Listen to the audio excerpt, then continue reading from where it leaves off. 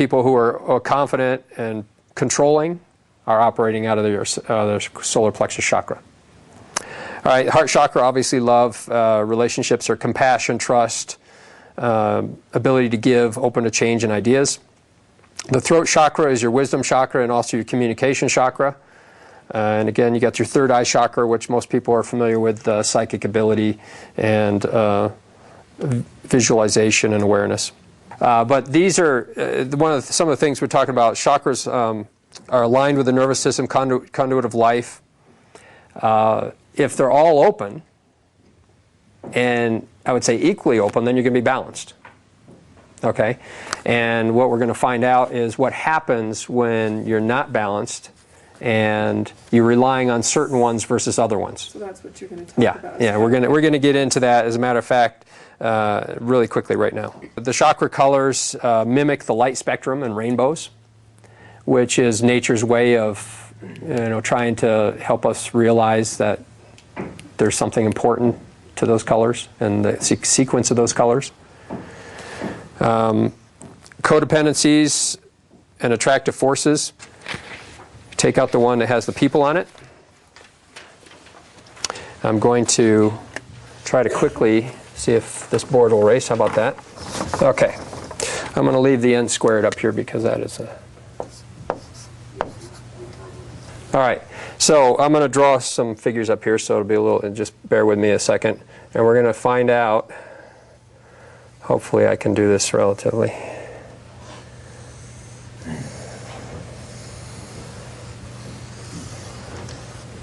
Not bad. All right. Let's see if I can do that 3 times. That's what needs to be done.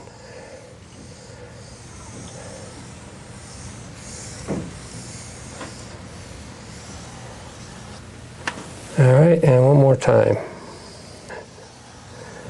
Okay.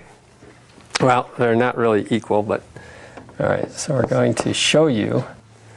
This is very generalization. It's not meant to depict anybody in this room necessarily. But let's say that one of these is a male figure and one of them is a female. And you can write that on your sheet.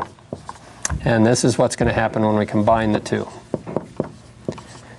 Because remember, one of the things that most people don't realize is that besides trying to achieve core freedom since the time we were born, we're trying to achieve balance. And that's happening on a level that most people don't even realize. It's just happening. We're just naturally attracted to balance. So let's say on a male, if we look at the chakra chart, we're going to say, okay, since the root chakra is primarily physical strength, I guess we can call that a male trait. Is that everybody acceptable with that? More of a male trait? All right, so let's make the root chakra on the male large and the female smaller. Okay, spleen chakra, which is your feeling center. That's emotions. Well, I would have to say that's more of a feminine trait. So we'll say that the woman has more open spleen chakra, and there's another reason for that. Because the spleen chakra is responsible for reproduction. So by default, a woman, because she can give birth, has to have her reproductive chakra open from the time she's born. The man does not. So that's one of the reasons we as men are trained to actually close that down. Don't show feeling. Don't show weaknesses. Okay, so by society and by growth, we're taught to do this. It's not necessarily that way by birth. Okay, the solar plexus chakra, control, confidence, decision making, but really it's the control chakra. So, and I would have to say that men are a little more controlling than women. I know that not everybody would agree with me. Okay, so the third chakra we're going to make larger on the man and smaller on the woman. Okay, and then the heart chakra. Well, guess who's more compassionate and able to express love? I guess we can say that's pretty much a feminine trait in most cases. All right, so the woman's heart chakra and the man's heart chakra. And you know what? It really doesn't matter about the rest of them. Even though we can say women are often more intuitive, so we'll make the woman's third eye chakra larger than the man's. And, you know, as far as the throat chakra, which is communication, if we took a statistical number of how many male speakers there are in the world versus female, it's not representative of a woman's ability to communicate, but it is more common that the men are the leaders and speakers. So for this exercise, we'll just say, okay, let's make the men's a little bit larger than the woman's. All right, now, this is why we're opposites attract. Okay, we're constantly seeking balance, and we don't even know it. So we meet somebody and we go, you know, I like them. I don't know why. And what you find is that if you did this to your relationship with somebody in your life or somebody you used to know, you'd find that this is pretty much what happens. So what we achieve is together we achieve a place where all chakras feel more open. Because what we don't have, our partner provides. Seventh one is the gateway, and it's not as important for your personality issues. Okay, so what often happens in relationships, and this is why a lot of relationships don't last, at least haven't lasted in our recent history, is because two people are attracted to each other to become balanced. And then somewhere along the line, one of the people, let's take the female for instance, gains more confidence. All of a sudden it throws things out of balance. It threatens the balance. Okay, and the people don't understand why, because they were never taught this. They don't understand that balance should not be threatening. Obviously if the woman's third chakra, which is control and decision making and confidence, opens up, the man's would have to adjust accordingly.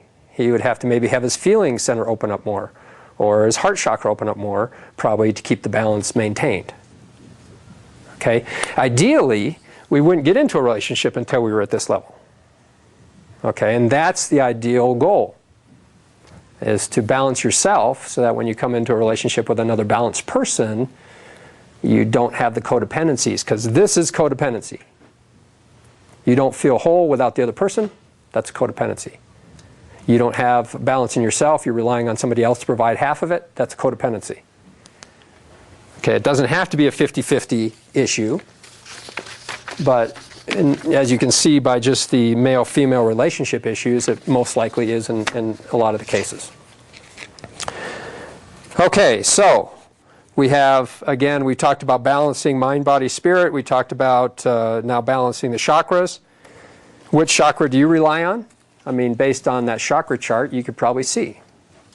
If you know yourself well enough, you could say, yeah, well, you know, I'm very confident, I'm very good at decision making, I'm very strong physically, or I'm a very feeling and compassionate person, or I rely on my intuition. Okay, so you can see what chakras you might rely on and what chakras you might be weak on. Now, one of the things that can happen is they can open and close. Okay, they can open and close based on your emotional state. You get into a position of fear, all of a sudden your base chakra, root chakra opens up, and you got your physical attributes there to protect you. And you also might close down your heart if you're hurt by somebody. Okay, so they fluctuate all the time. And having them stay in a balanced state all the time requires releasing pretty much all your fears and addictions and things that close them down.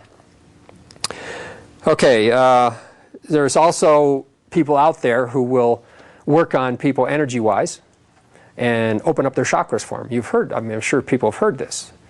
And that's great if the people are ready to experience the emotions that are going to come out of those chakras. All right, we close down these chakras because we've had to experience pain. If somebody's had hurt feelings a lot, they may close down their feeling center. And if they've been told they don't, you know, they're not confident and they don't have any abilities to make decisions, they may close down their control center or their third chakra.